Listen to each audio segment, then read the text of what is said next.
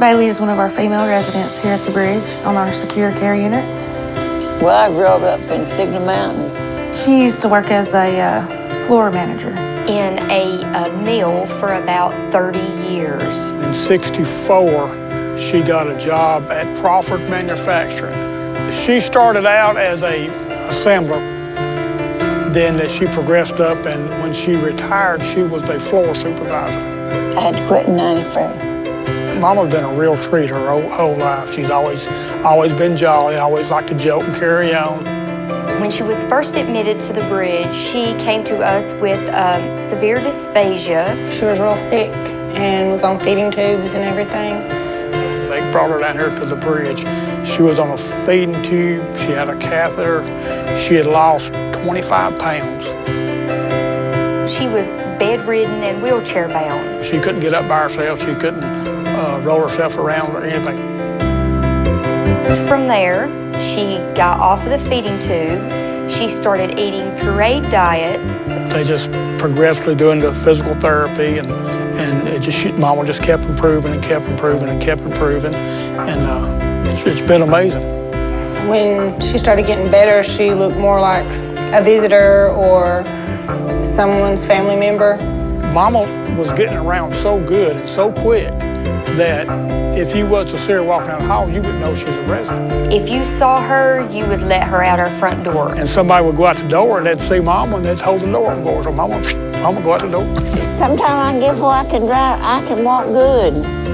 We placed a Wonder Guard on her ankle, which actually locks the front doors down if she was to try to attempt to go out of them. This did not work for her. She actually got out the doors. Her safety was our biggest concern. So that's when she was brought to the secure care unit. Helen wasn't very excited about it, neither was her son. And I was pretty upset. So he wouldn't work with me initially and did not want me to put his mother in the secure unit. We explained to John that being on the secure care unit was not a punishment. It was more for her safety and well-being. Once Mama got back there and I started to visit her like I always do and got to know the people back there, the regulars that work back there on Unit 3, they just seem like they care so much for the individuals.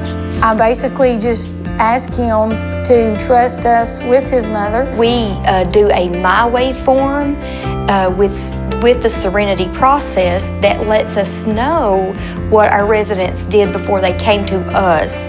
What time they go to bed, what time they wake up, what they used to do, what shift they used to work, so we'll know their sleeping habits. They'd rather have their showers at night before they go to bed if it relaxes them. It's just up to what they want. What's going to make it easier for us to take care of them, knowing their needs. We work with families to adapt to a patient's reality. Most of the residents that come onto the unit do better because it's such a low stimulation place. When you are dealing with dementia and Alzheimer's disease, we want to make it to where we individualize patient care. She does try to help.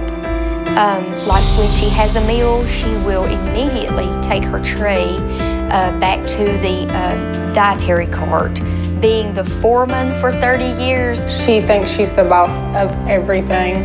She thinks she's at work. So she wants to go help. She's very confused. And sometimes it's just like I'm in another world. They're just moving off from me. I can't keep up with them. She gets the other residents riled up, messing with their stuff. So we'll take her to the dining room and give her clothes to fold. To give her a task to do. If you give her a task, she is more calm. Well, I'm one of them people that can't stand people pull their clothes off and just pop them in the floor and go in another corner and put their clothes on and leave them laying there all day long. We give her paperwork to file and stuff like that. We take her outside. Makes me feel better. I am very grateful for the bridge and their staff. They've helped. They not only helped my mother, but they've helped me.